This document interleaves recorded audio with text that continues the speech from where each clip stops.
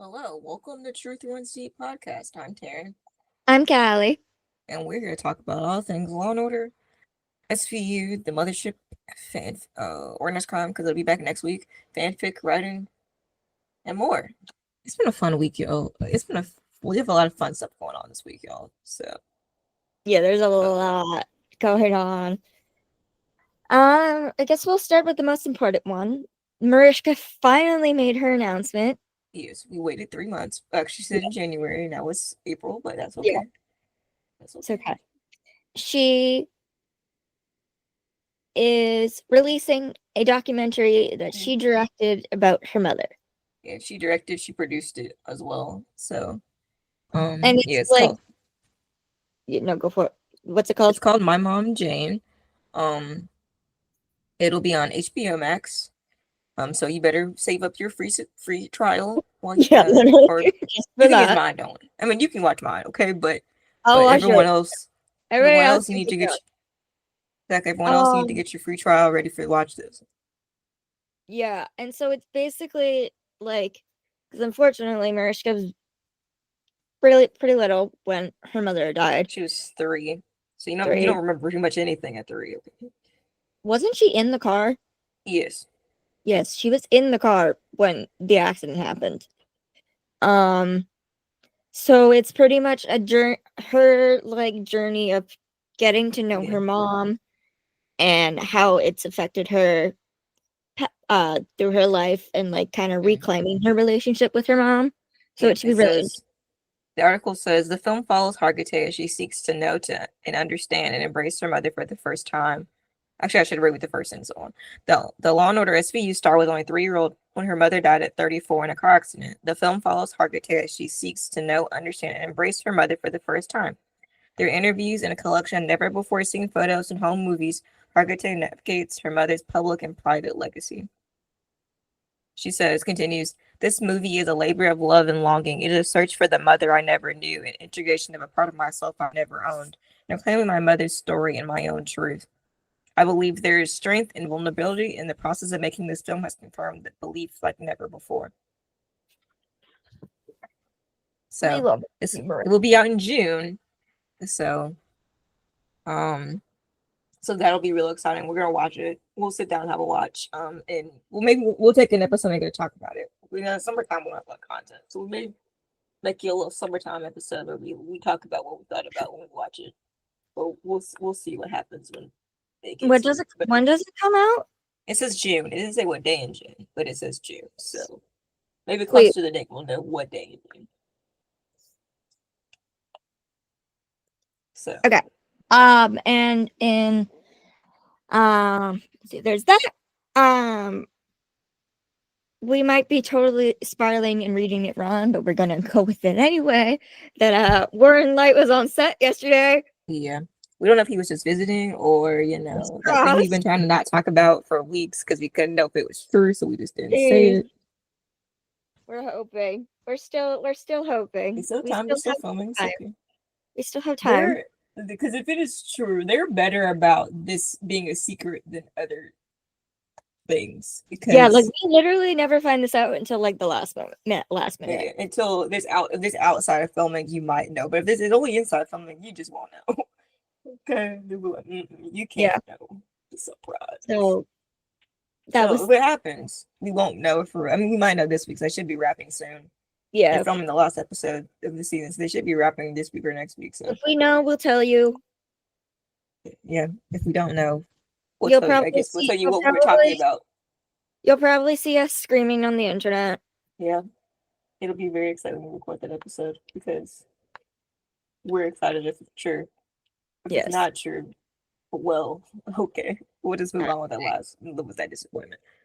But Mm. the other thing that happened this week was Miscast was this week, Monday this week. We haven't um. watched the full performance yet because it's not available. But if you Yeah. want to If go you, watch it, it's I'll put the link in the really description. clips are everywhere.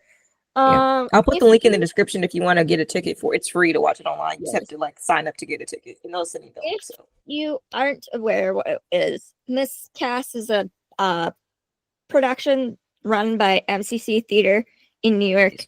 They've been doing this for Oh my god, this is the 25th one. time. And I just realized time. that. Oh, Oh, okay. switch It is they do it and they get like a group of Broadway performers and they all sing songs from roles that they would not normally be cast in. So sometimes it's like gender bent, so like a guy singing a girl song or a girl singing a guy song, but also sometimes it's like another role in a show that they did that they would not have gotten cast in. So Raul was in it this year, and He's saying Defying Gravity. He's saying Defying Gravity. But we haven't seen the whole thing yet because it's not available till Monday. So we'll talk about it more next week when we see literally it. Everyone's seen the clip of him jumping on the piano. That is because clips are already floating around, but also you would kind of be able to tell literally just from the pictures that they put out, because he's standing in all black in front of a screen, like a screen that has like all green going on. And they literally showed him, they put a clip of him jumping on a piano. So yeah, it's not the first time. Pieces together. But yeah, so if you guys aren't new, I love Wicked, so I kind of said, "Ooh, what if he did this?" And I was right, and I was very happy, and yay! So we'll watch it next week. Also, as our friends pointed out, he was wearing suspenders, so like you don't normally just wear suspenders, sir. Like yeah, channeling your inner Barba and Alphaba, I guess. Yes. So we're very excited about watching this show next week. I'm very excited. It was also apparently there. He said that he did this like back in like 2001, 2002, like before Wicked was on Broadway. So he sang the song, but nobody knew what it was, so it didn't fully go over well. Yeah. Well, of course, now everybody knows this song. Yeah. So, yeah. Yes, there are clips around. Go watch it if you can. We are going to be watching. I mean, if you want to be spoiled, there's clips everywhere. If you don't want to be spoiled, it's the broadcast is April 21st. Which is Monday. No, it's not next Monday. No, it's not. That's next Monday. Hold on. That's next Monday. Sorry. The day after Monday. Easter. That's the day after Easter. Yeah, the next Monday. Sorry. I think the best part of this is that literally, finally, I think we have something that the entire fandom agrees on. Yes, that man can sing. Literally the entire fandom. Not even kidding. The entire fandom.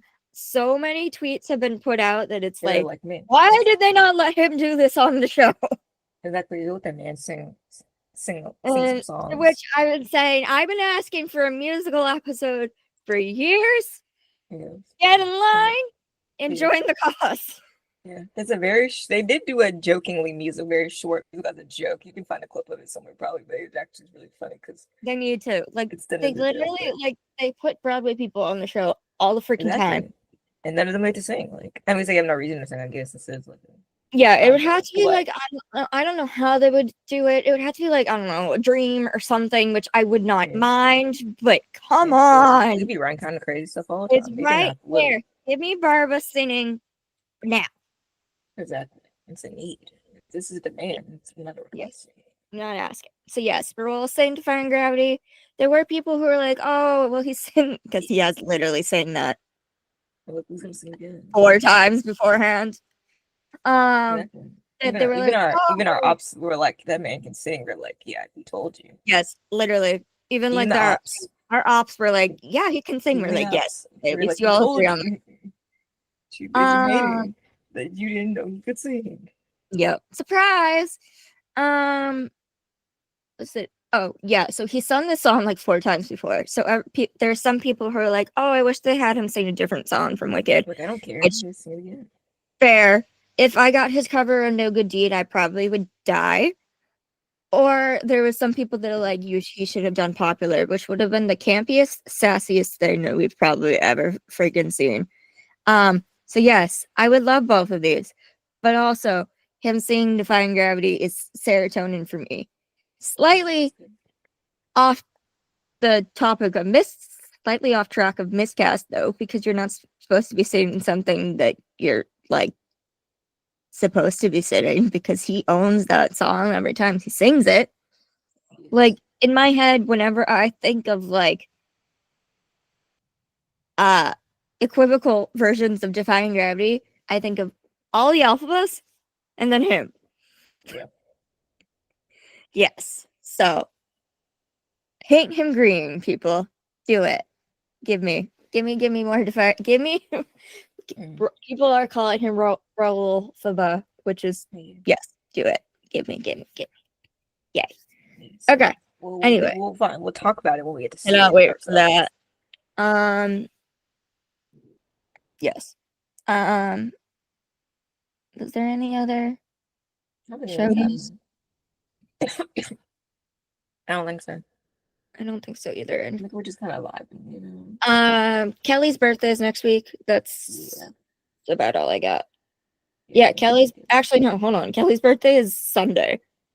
Well, we're close enough. That's yeah, so we're very excited. We'll work on a little something for that. We're still working on our piece. Well, I guess we'll talk about that at the end that we talked about last year, writing our version of accomplice liability, but we haven't finished yet because we got distracted. But yeah. Kelly's birthday is Sunday. Danny's birthday is Monday.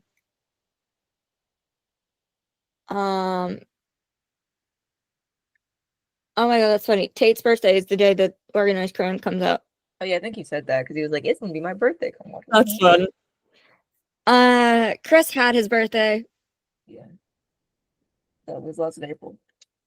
April birthdays. Okay. Anyway, I think we're ready to because we need to talk about.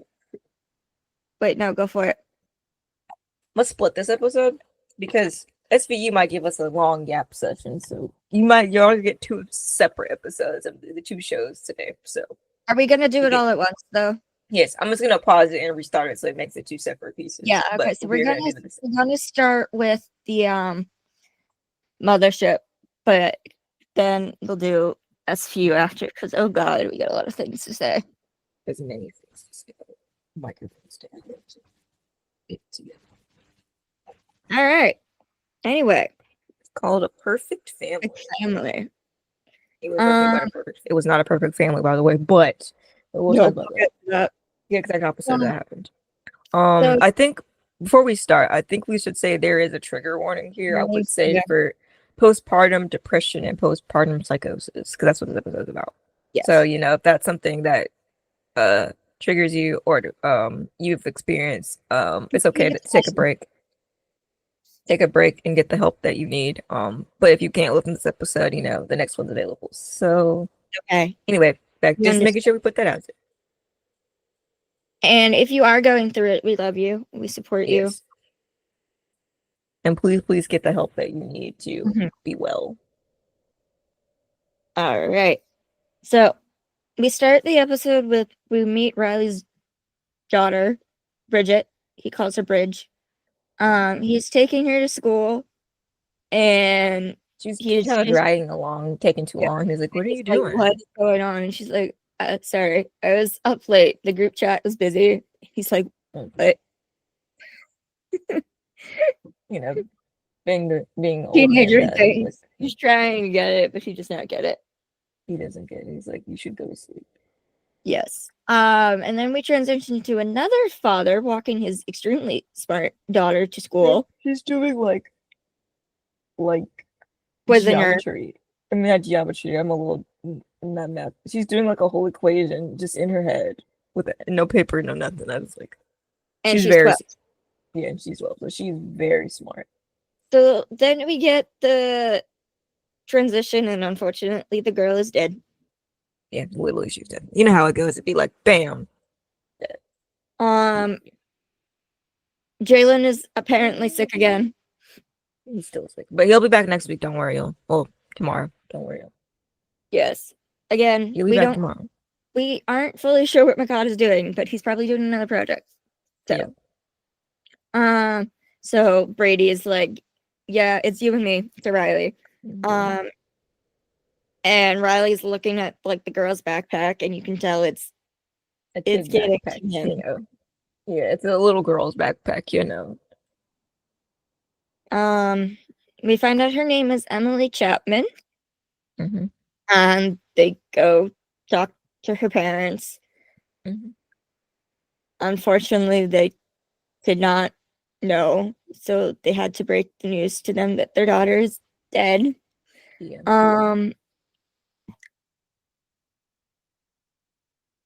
At this point, they believe that she had fallen off of. She was fallen. That didn't make a lot of. They were like, but that didn't make a lot of sense. But they thought of it, So they have 3 girls. They have Emily. They have Amanda, who's 10, and then they have their little baby Sophie, who is 7 months. And the mom is tired because the baby will not take their bottle. Yeah. So they talk to the parents, and they're like, is there anything that was going on that like could have caused this? Yeah. And they're like, oh, there was the girl picking on her at school, but they claimed it was just 12-year-old girl drama. Yeah. Then they go to talk to her friend. Her name is Gabby. And we found out that Gabby was at the psychiatrist because of anger issues, potentially because of jealousy in regards to the new volleyball coach liking Emily and giving her private lessons. Yeah. So you're like, that's, you got that on the radar. It's like, ooh. Yeah, they're like, this doesn't feel quite right. Yeah. And especially because they were like texting on like a private like disappearing app thing, but the last message that they found that Emily sent to the coach was, sorry coach, I can't do this anymore. And they're like, well, what does that mean? So they go to talk to him, and he's like, he thought there was something going on at home. Riley and Brady are not having it, and they think that he is the problem. He, of course, is denying it and said he did not do anything. The case, again, is getting to Riley, so he goes to check on his daughter at school. His daughter is like, what are you doing here? Is everything okay? Is mom okay? And he's like, no, I just wanted to make sure. I just wanted to make sure you were okay. And then she's like, it's a case, isn't it? Yeah, she knows her dad. He's worried. Yeah. And he's like, yeah. So there's that. Riley and Brady then go talk to the mom again, and she says that her daughters Emily and Amanda often felt ignored with the new baby. She's also saying that the coach was near their building and that he was getting obsessed. I know. With their daughter. Okay, so they're checking traffic cams and everything to see if that is true. To see if he's actually there. And he was, but it was because he was concerned. But then they also find footage of the mom outside the coffee shop near the High Line where Emily fell, not even 5 minutes after the 911 call. And they're like, if you had just gotten over. Not right. You said you were home. So they get more recordings, and they quite literally see a video of the mom pushing it was her. Literally, Emily, she shoved her off there, like off the bridge. And they're like, what? What? Exactly. So they're like, what do you they bring her in, and they show her the footage, and they're like, please, like, explain this to us. What kind of woman kills her own child? And she goes, a saint. And they were like, huh? There's these there's court and there's reporters trying to talk to Sam, and she's so done with it. She's like Mhm. answering them like snappily, like no, leave me This is alone. Like, no, this isn't exactly. We go don't want to away. talk to them. Then the mom, her name was Melinda. They're like, or was it Melinda or Melissa? Melinda, yes. Yeah. And her attorney is saying that she's not guilty by reason of insanity due to postpartum depression. And so they're like, okay, but we reserve the right to have our own psychiatrist go and check her. check her. And so they do. And they have her talk to Melinda.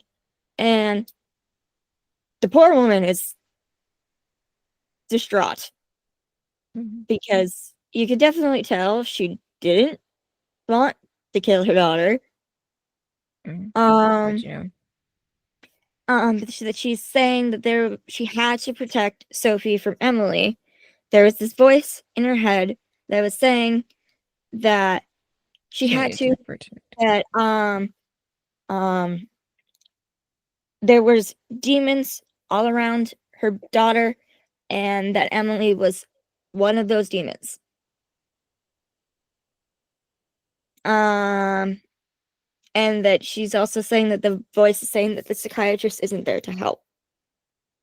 So she goes to talk to Nolan. The psychiatrist goes to talk to Nolan and Sam, and she's like, yeah, this is definitely showing signs of postpartum psychosis. She's thinking that her daughter was one of these demons that was going to kill her baby.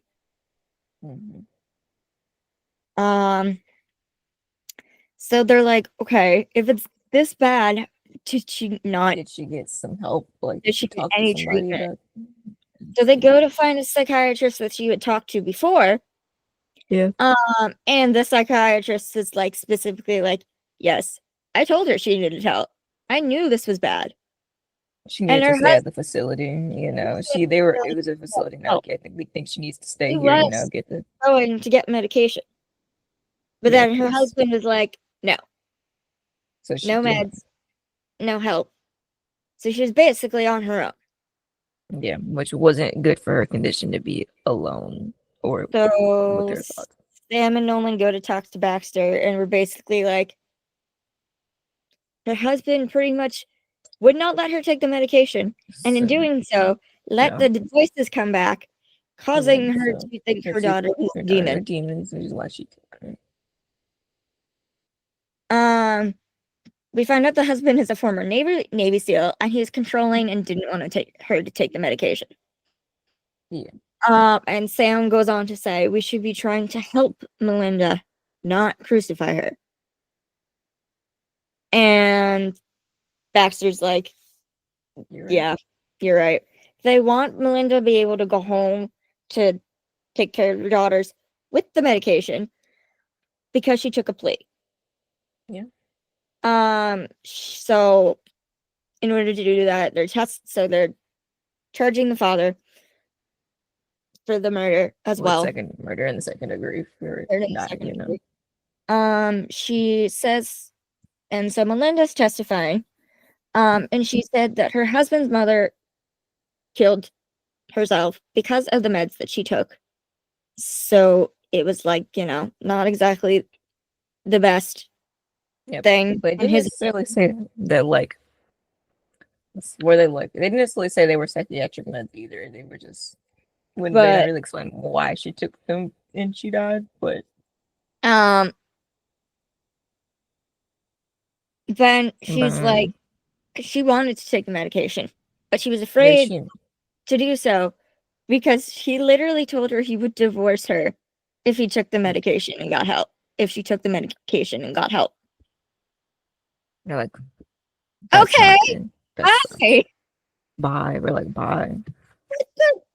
Sorry, if I had to choose between healthy, me, and taking care of my kids, and that, I choose me. Kick this guy to the curb, you And so this actress is just like full on like breaking down on the stand. She's like, yeah, I killed my daughter and I hate that I did, but I there was nothing I could do. Yeah. She said that the voice said her daughter was a demon, so she had to die. And she's looking at the jury and she's pretty much like, I know, this sounds horrible. I know this doesn't make any sense. But like, please believe me when I tell you that I didn't think I had any other choice to protect my baby. Yeah. And you could like tell the jury's like getting They emotional. feel, yeah. Yeah. And so then the defense comes up and the defense is like, did he like force you? And she's like, no. So she is basically like, well, okay, so there was nothing actually preventing you from getting help. But in reality, it's like abuse victims not being able to leave.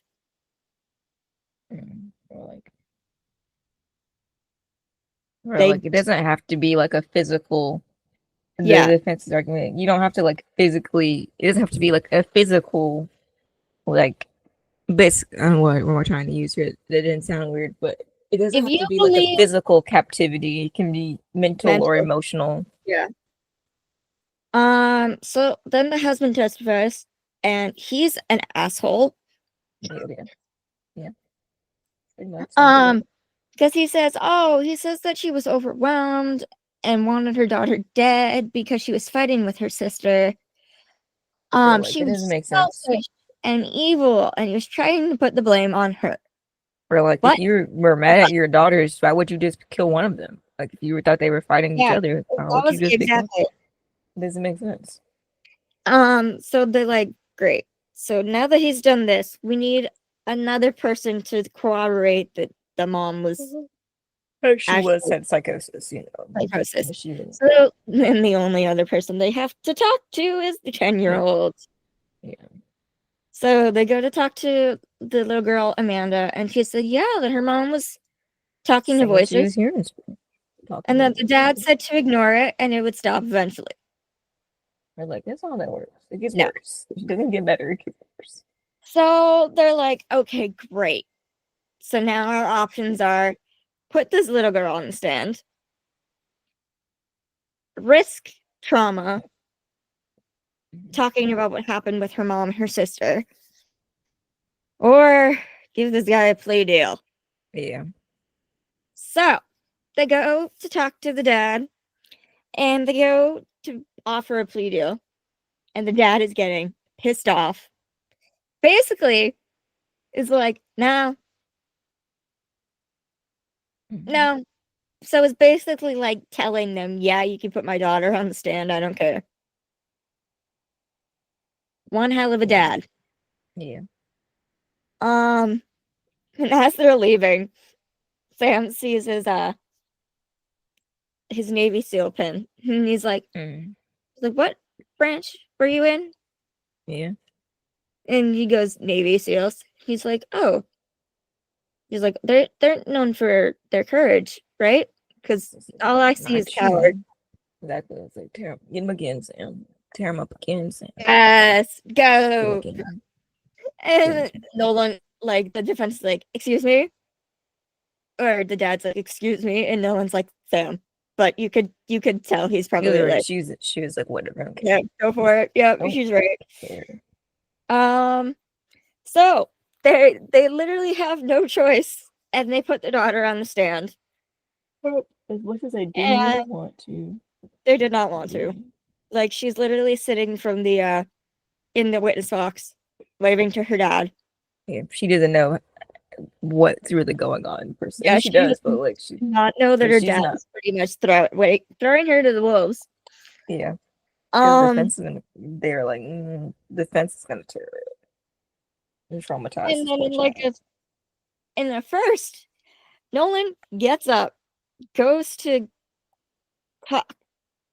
ask He starts to do it. questions. He asks her what her name is. I think it's the first question he asks. Yeah, and then he stops in front of the defense table and is like whispering to the guy. You really Like, want to do this? Like, you still do you want to do this? really want to traumatize your daughter further and make her need psychiatric help too? Mm-hmm. And then he goes, "You already lost one daughter." Mm. Yeah, Damn. Savage blows from yeah. Price and Definitely. Maroon today. The dad doesn't say anything. He doesn't. It's like, no. So Nolan, he goes over, he tries to talk to her, and the cameraman does like this really cool thing of like showing that Nolan is like shaking. Like He doesn't want to do this. He's like, this he, isn't this actually. he doesn't want to like for his case, he needs to. For Yep. the Take girl's heart. sake, He's like, no. And so eventually he's like, I yeah, I have don't no more know. questions for this We one. He have answered her name, and then he's like, I have no questions for this one. I have no questions. And he sits back down and Sam's like looking at him and he's like, I couldn't do it. Yeah, couldn't do it. And I don't know why, but the first thought that went into my head was, oh, his heart grew 3 sizes that day. He's for sure a changed person since, Yeah, the so beginning, if you he had. has a heart. He really does, and now it's finally being shown. Yeah. And so yeah, he can't do it. They're like, I He's hope like, I don't "Mm-mm." regret it. Yeah. Maybe he doesn't. Unfortunately, it doesn't go so well because They he's gave the found not verdict. guilty. Right. When Yeah. in reality he very much is. Yeah. And so they go out in the hallway and literally their dad is hugging Amanda. He's like picked her up and like is And hugging her, nothing and they're like, happened. Like he and they're didn't like, just try to sacrifice her for himself. exactly. And the And you're like, worst part is, um, Sam was like, so we're just letting him go home with them? exactly. Like, the mom took a plea deal, so she's getting psychiatric help, thankfully. But instead of them being raised by their mom who's trying to get help, they're being with their dad who thinks none of this actually It is. and is important. Like, yeah.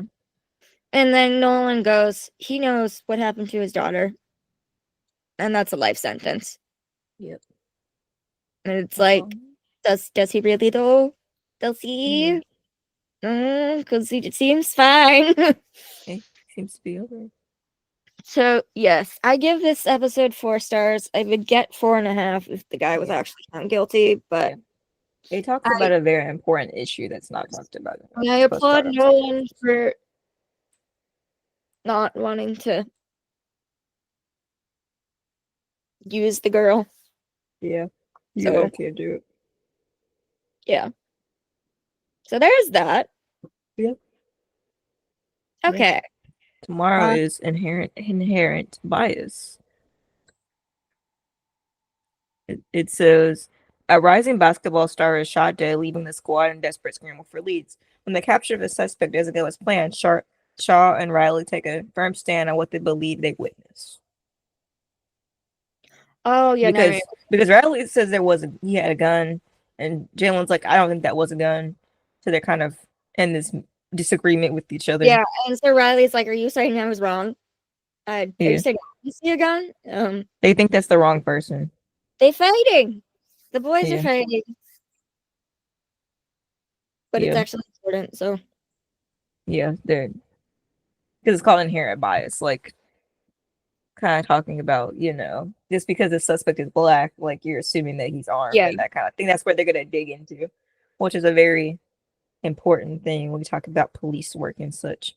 Especially coming from a black police officer. Yes. That also makes it very like a lot of the times, and they've done it with Finn or Atwater on Chicago PD, like they gotta balance the what's Jalen their got two. job and And what's what's their morality, like what Hmm. they actually are. Yes. So And we're gonna. I think nothing else. pause. We're gonna pause the recording and then redo another. We're gonna do another recording because the SVU is gonna. We're gonna I take don't a know while. See you guys that later. one. Okay, so and like for us, it'll be you. For you all, it'll literally be the same thing. For us, it's literally 5 seconds now. So I'm gonna pause Bye. it. Bye. Hope you enjoy. Don't forget to like Thanks and for subscribe. listening. Thanks for listening. Because that one was short, but it's gonna be long. So here we go. Okay, we're gonna stop.